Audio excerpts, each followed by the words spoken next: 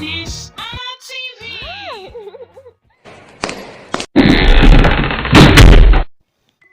Onye ka nkene? Nnọọ ụmụ akwụkwọ mara mma. Isiokwu anyị taa bụ agwa. Kwuo ya. N'olu Bekee akpọ ya gịnị? Color.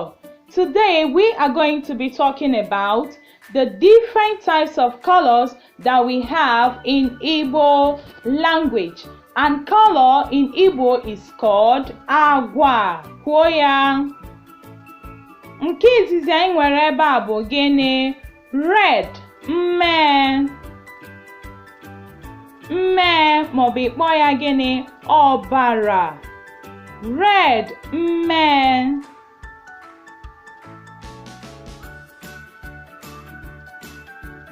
Blue, anụnụ. Kwuo ya. Blue, anụnụ. Anụnụ.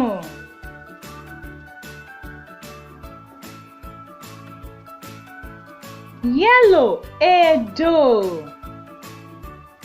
Edo. Can you say that?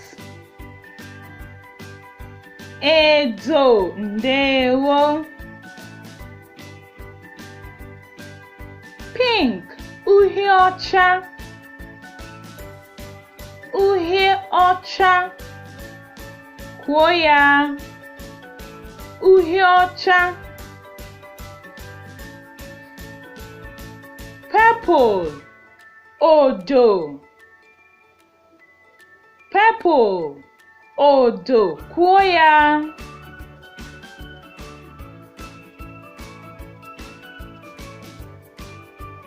Black, oji.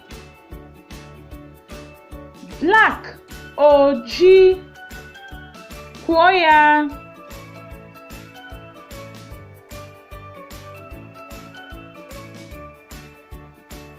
Green, ndụ. Green, ndụ. Kwuo ya.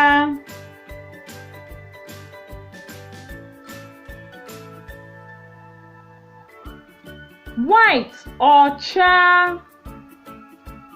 White, ọcha. Ngwa kwuo ọnụ ya. Ọzọ. Ndewo. Ngwa ka nkụpụrụ unu aka ụmụ akwụkwọ mara mma. Ngwa ka anyị mụkwa ya ọzọ ka anyị nwee ike ghọta. Red, mmee. Red, mmee. Soro m na-agụ ya. Red, mmee.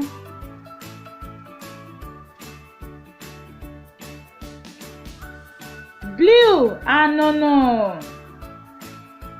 Blue, anụnụ. Ngwa ka anyị na-akụ aka ya na ya so. Blue, anụnụ. Blue, anụnụ. Yellow, edo. Yellow, edo. Ngwa na-akụ n'aka. Yellow, edo.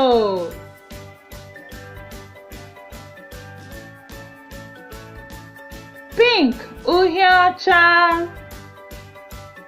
Pink, uhie ọcha. Ọkwa iso m na-ekwu ya. Pink, uhie ọcha.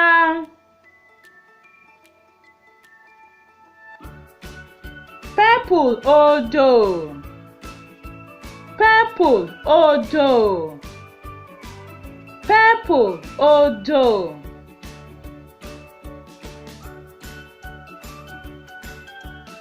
Black, oji.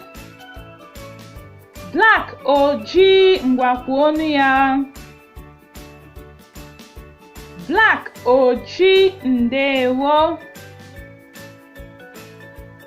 Green, ndụ. Green, ndụ. Green, ndụ. Ngwa ka anyị na-akụ aka na nke a. White, ọcha. White, ọcha. White, ọcha. Ndewo. Ka m kụọrọ gị ezigbo aka. Imeela.